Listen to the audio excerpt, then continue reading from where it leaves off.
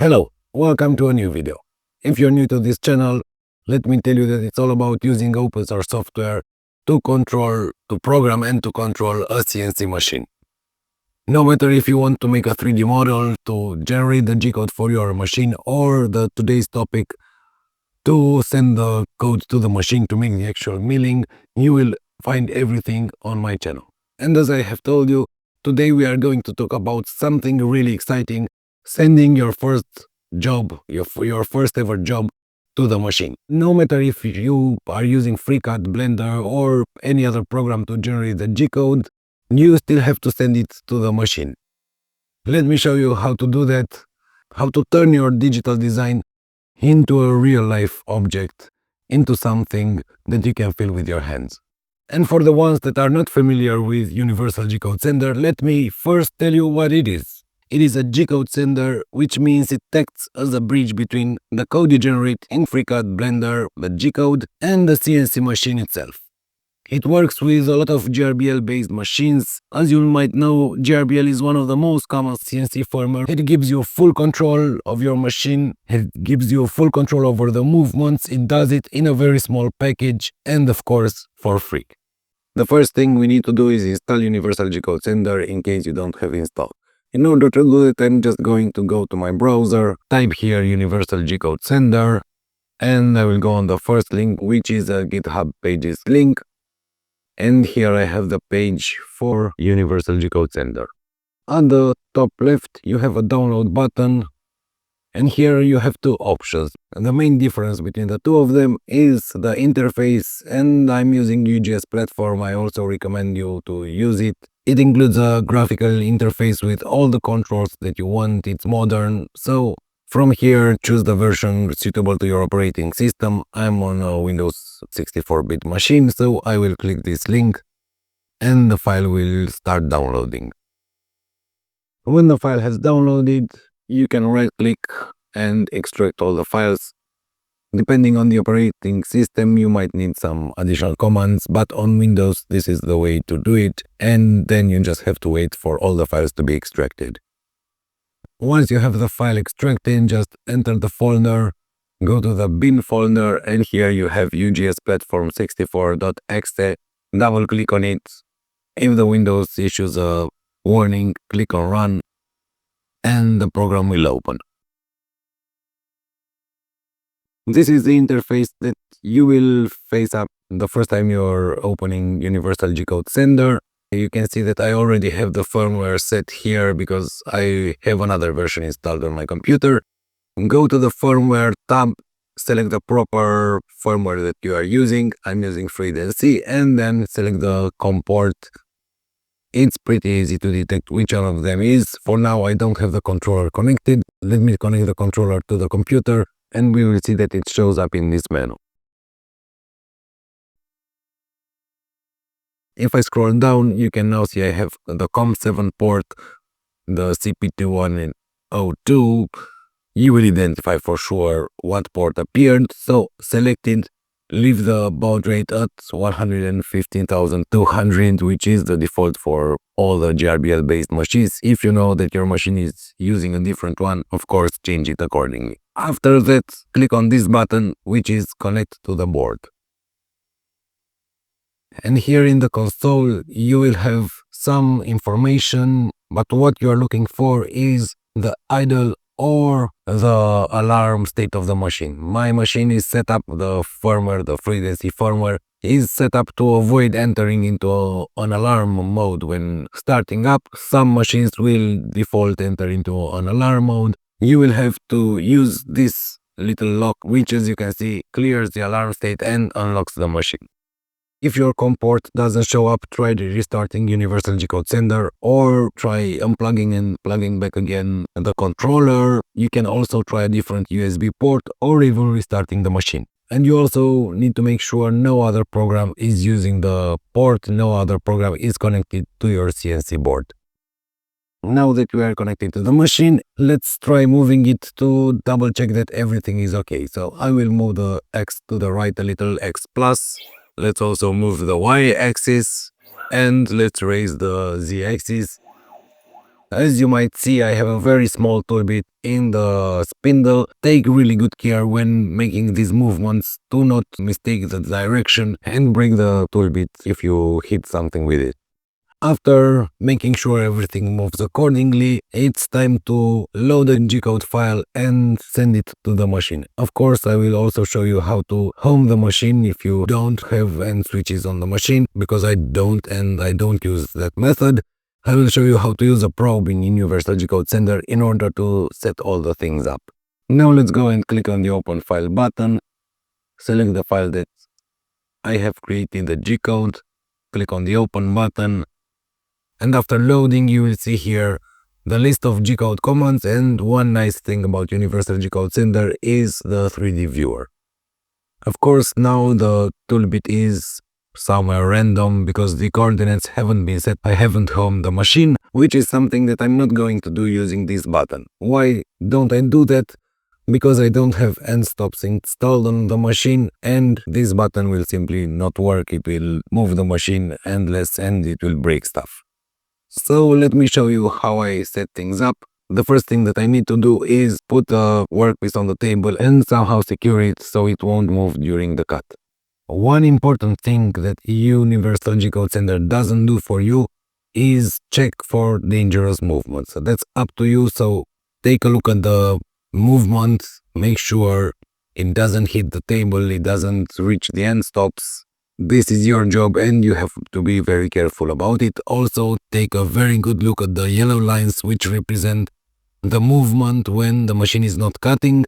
If you have clamps, make sure the yellow lines don't interfere with the clamps. After setting up the material, I will show you another very useful feature of Universal Gcode Sender that helps you check for collisions, for dangerous behavior, and any other problems that you might encounter.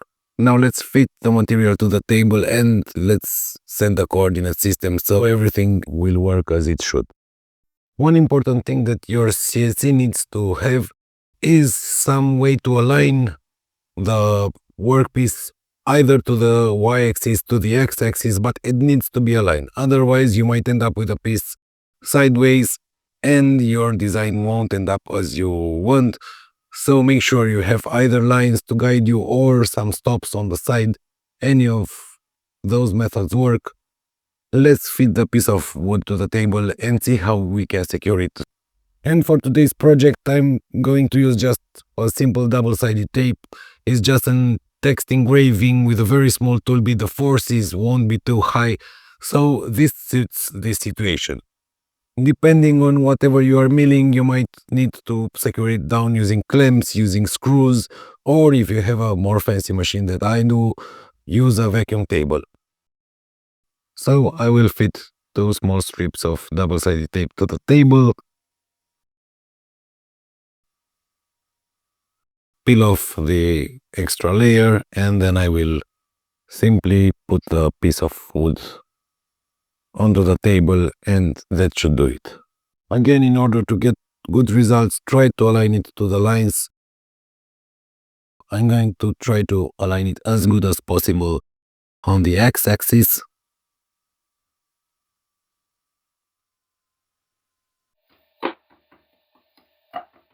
Just hit it a few times to make it steady to the table. Try to move it around a little bit. If it doesn't move, then it's okay.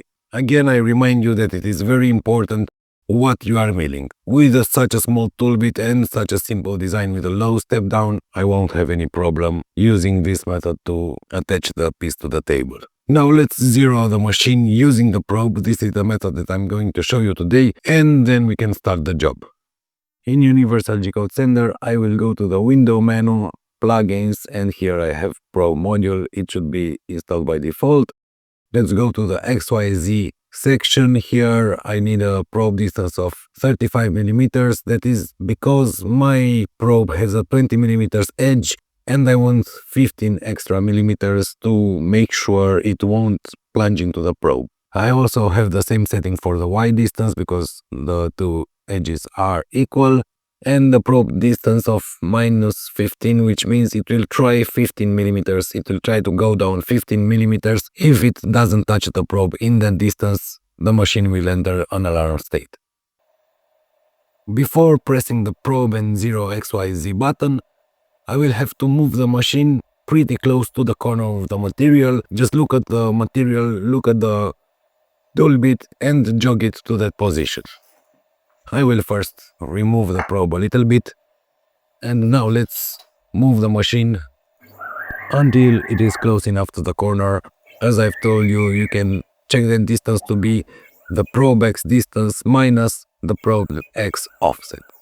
If the distance from the tool bit to the corner of the material is less than this, everything should be okay. If you want to move in smaller steps, because I have a step size of 10 millimeters, if I want to make smaller movements, just press on the smaller button and then the appropriate axis button, it will move in smaller steps. If you want larger steps, use the larger button or set a value manually in this field for X and Y, in this one for the Z axis, and so on here on the ABC axis.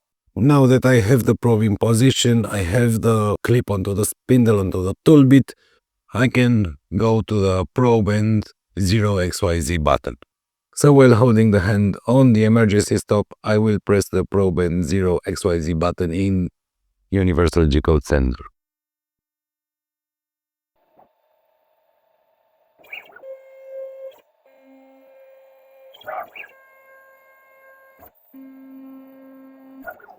After checking all the edges, all the axes, you can see that the machine moved to the initial position, but all the coordinates have changed. I still need to do one more thing, go to the console and type here G90 to get back into absolute mode, not incremental mode. More about it in the video dedicated to milling and using the probe. You can find it on my channel if you want more information. Now let's remove the probe from the table, put it somewhere safe, and we are ready to go. We can make our first ever milling on the CNC. It was that simple, just downloading Universal Gcode Sender, making a few settings, loading the file, and now I can press the play button. There are two things that you need to keep in mind. You need to generate the G-code with the 0, the Z0 on the top of the material, otherwise you'll have to adjust the coordinates. And I've told you earlier that I will show you another way that you can double check that everything is okay. With the file loaded, I have this button here in the visualizer, which will move the tool bit around the entire design that is going to be cut. So take a look from the side, make sure no matter where it moves, the tool bit won't hit anything. Let me just show you exactly what I mean. So if I take a look from this side, you can see that no matter where it moves on the table, the tool bit simply cannot hit anything unless it changes the Z value, which it won't. Let's press this button, which will do exactly that. It moved the tool bit all around the design that I want to mill. If that doesn't hit anything, it means I can now safely run the job. And all I need to do is press this button.